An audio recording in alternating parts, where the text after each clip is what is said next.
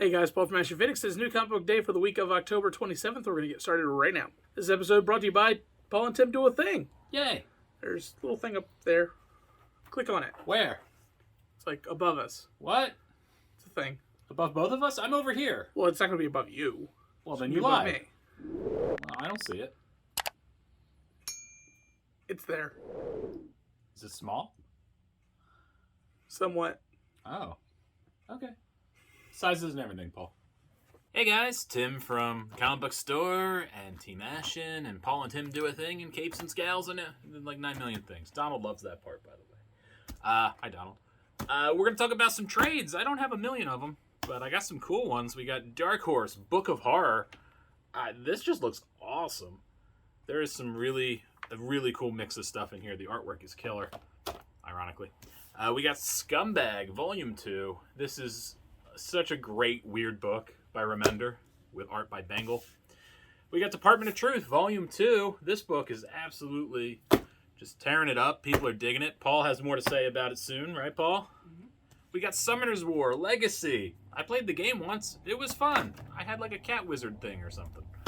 We've got Marvelverse, Hawkeye. So you guys can get ready for the show. That'll be out very soon. We got Bitterroot, Volume 3. This has been a pretty solid book as well. It's David Walker. We got Paper Girls, The Complete Story. It's a pretty thick... I don't think you could kill anybody with it. Sorry, Donald. It's all about Donald this week. None of you matter. Just Donald. Hi, Donald. Yeah, you couldn't kill anybody with this. Sorry. And then we got the previews. I don't have my Marvel previews. I'm sorry. They didn't send them to me. They don't like me. I guess we won't order Marvel. Paul, say stop. All right, we've got DC Vampires number 4. We didn't even talk about number 1 yet. And then we've got the regular old previews. Paul, say Gun Honey. I've reviewed that. I enjoy Gun Honey quite a bit. Good job, Paul. Saga coming back? What? Saga coming back? Saga is coming back. That is true. Look at you. Wow. Finally, after God knows how long. 3 years? First up, we have Once and Future, issue number 21. This book's just been getting better and better and better.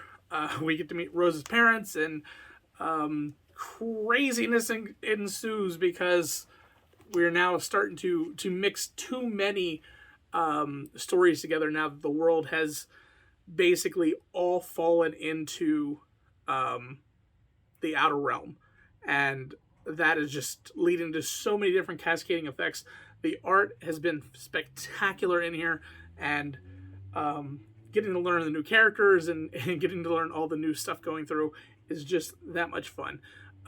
You need to go check this out. Check this out. Grab all the trades and then pop into this one. It's a really good read. All right, first up, we've got Cross to Bear from Aftershock.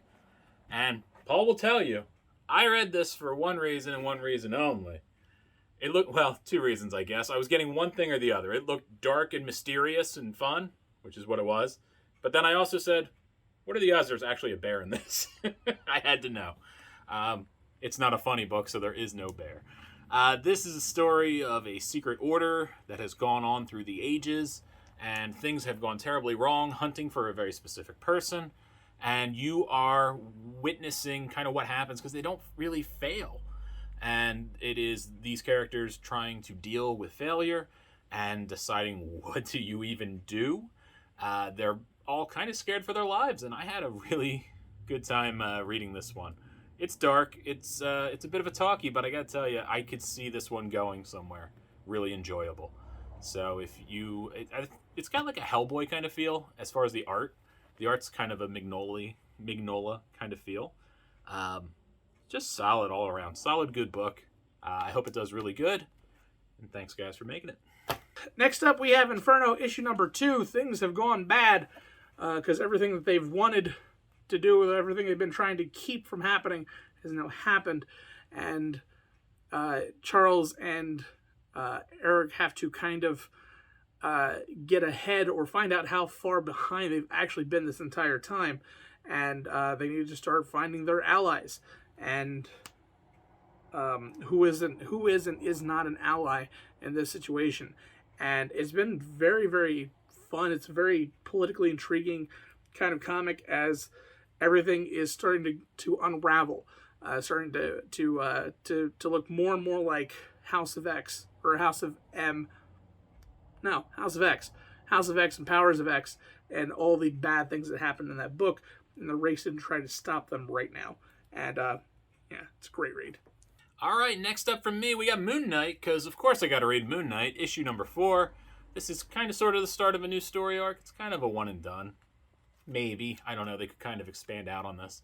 But this has to do with Moon Knight just trying to be a mission. He's not really a business, but he's kind of like a business. And Tigra goes to visit him because she's got some free time and she has to see with her own eyes.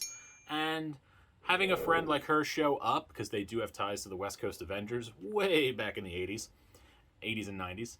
And it was just, it's kind of something he needed. He was kind of having a dark kind of day, kind of period where just somebody to just make him crack a smile really helped him go far. But there is other things afoot. There is a shadowy figure that is talking to a brand new villain who is trying to ruin his finances to try to make Mark a little more susceptible to screwing up and just having an all-around bad day. Really interesting places it goes. I had fun. There's some surprise villains in here that I really popped for. The book's still great. It's still fun. It's a little different of a Moon Knight story, but it's nothing bad, so keep reading it. What is my pick of the week? Tim mentioned earlier, we hadn't talked about him yet. It is DC versus Vampires. I love Elseworld Tales. Everybody knows I love Elseworld Tales, and this is the exact same thing where it is DC versus vampires. A vampire has come to tell that the vampire queen, the one that has basically been keeping all the vampires at bay, has been killed, has been murdered, and vampires are coming for the human race. And it is, yeah, it's going to be that kind of storyline that a lot of your favorite people are not going to make it out of this book, and that's why I like these books so much, because there are genuine stakes about what is going on, and yeah, it was really well written. It's a pretty gruesome death in this one. Poor Wonder Twin. But yeah, it's definitely something fun to read. I would definitely grab it. It's going to be a 12-issue mini. 12-issue maxi. I'm in. All right, time for my pick of the week. Paul, what's my pick of the week? I have no idea. That's right, you don't. It's House of Slaughter, issue number 1. Yeah, it's from Boom. This book ties into Something is Killing the Children, a book that I admittedly have not read yet. I have purchased the first trade. I will get around to it at some point. But this book ties in. It's in the same universe, and you are following this other character that I assume this story runs parallel to the one in Something is Killing the Children. They do mention, I believe, the girl who is the main character in that. This story jumps around between 15 years prior and current day.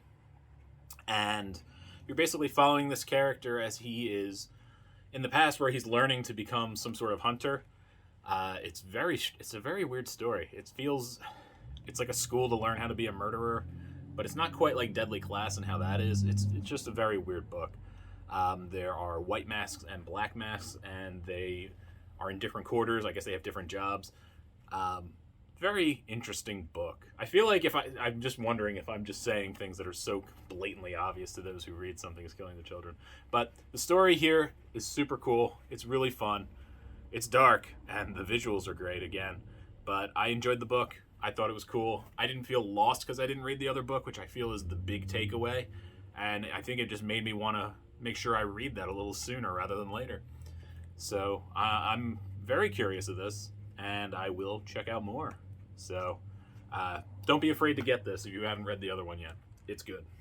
All right, everybody, that is it. Thank you again for making it through our videos and checking us out. Donald. And Paul, I love Donald. Donald's great. Do you love Donald? I mean, he's a nice guy. Yeah? He seems like a nice dude. Donald's very nice.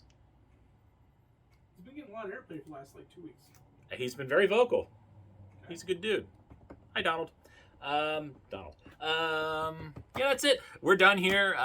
You can go check us out at Paul and Tim Do a Thing, our other YouTube channel where we talk about music and stuff.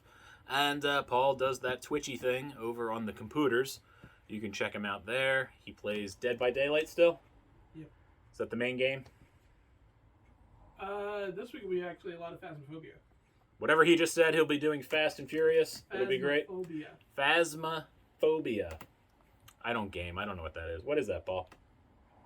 Ghost hunting. Oh, ghost hunting. That's fun. With like a vacuum, like Luigi's Mansion style? No.